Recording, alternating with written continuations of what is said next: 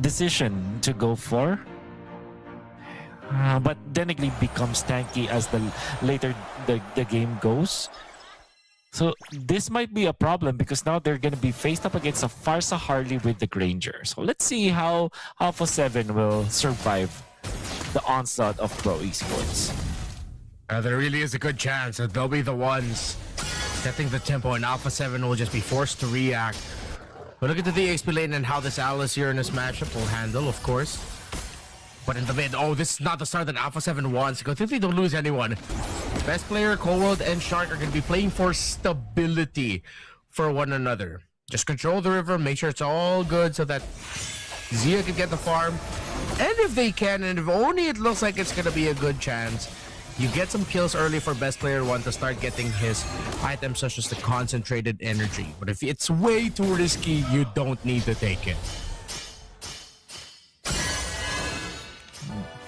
That's I feel like this will be a Pro Esports sided first turtle, I feel like, and I'm saying that because of the nature of the heroes with just the Matilda as well as this Vexana. But then again, if best player is able to find a pickoff as he is trying right now, and he stole the orange, so that's really good for Alpha7 now. Very successful invade, quick rotations. Of course, with how Nat's just bullying and outplaying Soria and Felix in lane. Couldn't get the information off in time and help out, of course, Coily, who was already trying to handle the invade. And Alpha7 are playing this tempo properly through this Mathilda. Good speed, good decisions, converting into objective wins as Turtle 1 spawns. You did say it was Pro Esports coded, no level 4s just yet for either roamer. Let's see who's going to be able to get this first. With Coily already going to his purple buff, they concede and Alpha7 get Turtle number 1.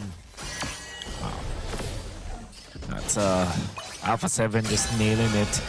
Pro Esports, they are grouping up top. They wanted to stop the Melissa from farming. Maybe take advantage of this Granger in the early stages. However, they will not be able to do so. Alpha7 did not even have to commit so much to protect the Melissa up there. And this is such a great start for Alpha7 that they will allow this Guinevere with the Vexana and the Matilda to just run around the map. Because I think that at this point, what you're doing now, if you are Cold, is you just fast clear your lane. Maybe punish PPP who is walking literally in front of them right now. PPP will survive. Shark might be in trouble. Gets the flicker out. Golden hour forced. Sorry, Felix is low, but that's as much as both teams will get in that scramble in the middle. Could have been so much worse for Pro Esports. PP was able to get away.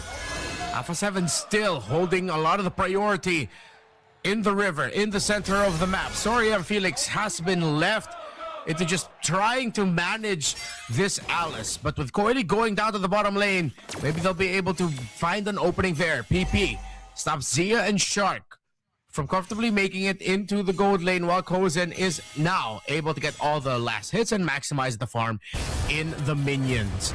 Nath gets dove on by 3. He's holding Throne of Ruin. He buys time, but he gets taken out. It seems like Nath was too eager, trying to get a trade or even trying to win there against 3. Fortunately, will die. And this is important because the Lord is upcoming. Coily will be able to secure his own.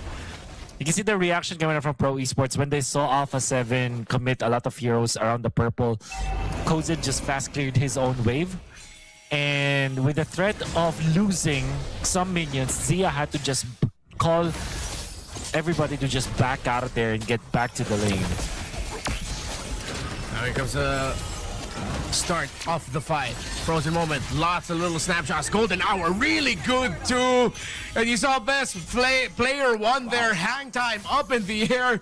Couldn't even complete the animation of the jump. Perfect golden hour, made that look easy. What a great golden hour. What an amazing play coming up from Pro Esports. Really commendable. I want to go for this play though. That is a nice initiation. They will find Coily. Perfect target. The circling eagle, guiding wind into that Violet Requiem. Perfectly executed coming out from Alpha7. Now Shark wants to force out the kill onto Kozen. PPP will be there to help him out. And best player, the way to celebrate with that kill onto Coily is to now take away some of the jungle camps from the Harley. Instead of risking the jump into committing it, once again another Violent Requiem spatial migration. They're able to find Sa with Vexana getting the last hit. Zia and best player one going after Sorium Felix, but this Uranus is too crafty with it. Is able to get away. Still, that's a 1 for none. And Alpha7 has control in the purple buff. Meanwhile, at the bottom, Coily outplays Nats. The Alice falls. Purple buff getting contested here by Alpha7. With Coily on the opposite side of the map, it looks like the North Americans are going to be able to take it, while at the same time sending him back with his long flight. But it's Sorium Felix who finds Cold World left alone. 8 up by the Uranus. Okay, pick off for Sorium Felix. Felt very confident once he was able to complete the Radiant Armor, oppressing the members of Alpha7 in there, and they still want to go for more. That's actually manages to just get out there. I think we are now in a point where both of these XP laners are now a threat, and with just one item, they're able to participate in the team fights much better. Pro Esports, fast clearing the top, will go to the mid. I think they are eyeing for this turtle. PPP will be the one to check out where best player is, and actually take some stacks with the Thunder Belt, and slowly working their way towards this turtle. Turtle number 3, I feel like this one's all gonna crack open. There's gonna be at least 4 deaths onto one side. You have to be careful with it. Circling Eagle lost in already. Coily wins this retribution battle for the turtle. Another golden hour! And Alpha7 now have to scramble to get away from this. Is Pro Esports want to commit the chase. Sa no longer has the ultimate. They fly in, but Alpha7 minimize their losses. Great call, just back off, playing it safe, as Pro Esports has already won the sequence. It's starting to be a close match between Pro Esports as well as Alpha7 right now. But the objective, the neutral objectives, being in favor of Pro Esports because of how they were able to utilize this golden hour. I think it's masterful the way that they played it. Looks really good. Now slowly up top. Movements coming up from Pro Esports. The bottom lane being pushed by the Harley, and then up top with 2 siege minions, Alpha7 have decided to commit a lot of resources to defend as well. It seems like there will be a little bit of a skirmish. No one dying. Another attempt at a push for Pro Esports. How hardly is Alpha7 going to be able to defend this? Nope. That's 3 of the Squishies members of the lineup just solo zoned out by the Uranus. That was the answer on the defense there. And Sorium Felix is just going to continue this. He knows at this point he can survive all of these pokes and these damage, but that's a silver lining there for Alpha7. This Melissa is starting to really hurt that, and that's only 2 items. Doesn't have the Trinity just yet. Once it gets locked in, you have to wonder what it can do. But look at Sorium Felix single-handedly stopping this Melissa. Golden hour to zone out the other members of Alpha7. They're not going to be able to break this tower in mid. PP gets taken down with the circling eagle of Shark. A wonderful usage of the Eternal Guardian as well, coming out from Cold War. They were able to defend, and now they move forward. They want to get a kill. Sorium Felix is not the best target. The counterplay, the Feathered Airstrike, the zone of the Alpha7. Oh, not dying just yet. They want to go in with Nats on this Alice Nat, not catching anyone. For now, the Lord is going to be spawning.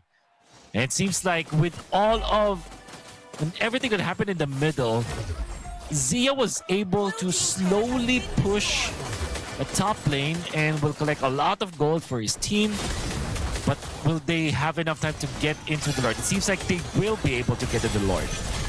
They're here, but are they actually going to be able to take it? The Violent Requiem to make sure he's CC immune, but best player loses the Retribution battle straight up. Pro Esports now golden hour. 2 members of Alpha7 get caught out short, gets taken out by Coily. Sorium Felix providing the vanguard of Pro. The front line too strong. 2 members of Alpha7 fall. I like what Coily did. After taking that Lord, he just went out and went back when Shark was overly aggressive, and Shark forgot that Hardy can actually burst him down. Because of that big -1, they will be able to push the middle. Feathered Airstrike to put best player 1 low. They fended off the attack for now. And they are pushing Pro Esports. And best player one getting eliminated there. And now they want to go for another. Sorry, and Felix is gonna be zoning out the members of Alpha7. In comes the circling eagle. Will they go for, oh no, Zia, he's positioning. Yes, be careful. Deadly magic will not be enough. That's gonna be the... Oh, okay.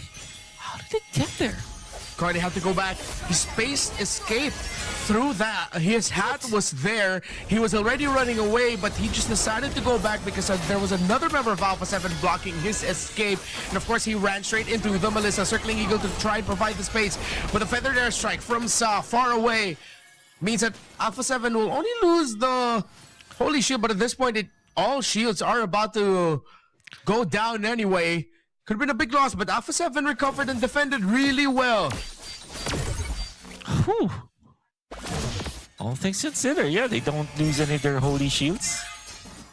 They will have another minute for those shields to be up, except the bottom lane. But that also meant that there is now completed Trinity for Zia. What about the Granger? Only with the Sky Piercer, well, now has 2 items with the Halberd, the Malefic Roar, and of course, 3 items, I mean. If you count the Sky Piercer as another big item, then yeah, he has 4, technically speaking, which means that now he is going to be a problem. They want to start with Shark now. Shark gets away. No purple buff for best player 1 and this Guinevere. Coil's retribution just a little bit earlier. And you have to ask the questions of, sure, they have the sustainability, but it seems like the front line of Pro Esports is just way tankier. All the long-range bombs. Oh, Golden Hour freezes the Guinevere. But it's just that. It's not the setup that they wanted. Shark walked back right into it, but used the circling eagle to escape. After eating up all the deadly magics, they can re-engage. This looks good for Alpha7 if they want to, but Pro Esports backed off real quickly to the range and poke of the Farsa and the Granger. They're being steady with it. Sharp formation by Alpha7. This Melissa hurts. And this is going to be a realization by Pro Esports. They have to maximize all the range and all the pokes that they have to make sure the Zia falls down. They can dive on it. This could be a long dance. Waiting for the moment where it all cracks. Pro Esports bringing it down to force a reaction out. Alpha7 trying to go up top, but Coily already goes back, Wolf. And that's gonna be seen by PPP. Arsarian Felix has to be careful because he cannot be near the vicinity of his teammates. Otherwise, the golden hour is going to be there. Muddles is gonna be a problem. They want to go for Shark. The feathered airstrike is not on the mark. But now from Nats. Now they want to get for more kills here, but the damage is not enough for now. They're chunking down the members of Pro Esports, but Shark is the first one to fall. Zia dives in forward. What a bad decision. He gets obliterated by Pro Esports. And now they want more. Best player 1 to punish the frontliner. Coily taken out, but Sa as well as Kozen, they're dealing the damage. That's in trouble. Double kill coming up from Kozen. And all it took was that dive coming out from Zia. Only one remains. That's Cold World. It might be impossible, Redmark, to defend this. Shark will be back in 5 and Pro decide to back off. Calling that going for the Lord is the better option. Zia, you see the flicker of hope in his eyes when he dashed forward, thinking that he would be able to chain some great damage together to quickly get 2, maybe even 3. But it's burst that you're up against, and with no one to block the Granger for you, you quickly get turned into a Sky Piercer stack. From none to 4, Kozen should be able to end this game with max stacks after getting fed with all the damage from the rest of his team. They should be able to finish it here. But let's see if Alpha7 can pull a miracle in the defense. It's a miracle that they need. They do have the Vexana. And it has the ultimate. Can use the Eternal Guardian just for the defense. Sorry, and Felix is feeling the damage coming up from the Melissa, but not for long. They push the mid. They push the top. Defense, Renmar. Zia taking so much damage from the pokes. Way too much distance, way too much range. Zia's doing everything he can to deal damage. Golden Hour is perfect yet again. The best player 1 with this little bit of knockup couldn't do much with it. As the other members of Alpha7 are frozen by. Look at Nats and the damage that he's taking from this Granger. Unstoppable is Kozen. the pokes, the stacks, and look at that damage from Sa! Feathered airstrike with a flicker to boot to close the distance. It's only Shark and Cold World as Pro Esports still have another round of minion waves to come through. It's going to be a long time until Shark and Cold World get back. We're just going to see how Pro Esports closes this out, Wolf. Goes in the front line, Saswell, force air Shark. Shark takes so much damage, but we'll try to evade. We'll try to delay this, but it is inevitable. The minions are pushing in. Sa will be taken out, but the base still falls. Alpha 7 will fall to Pro Esports. This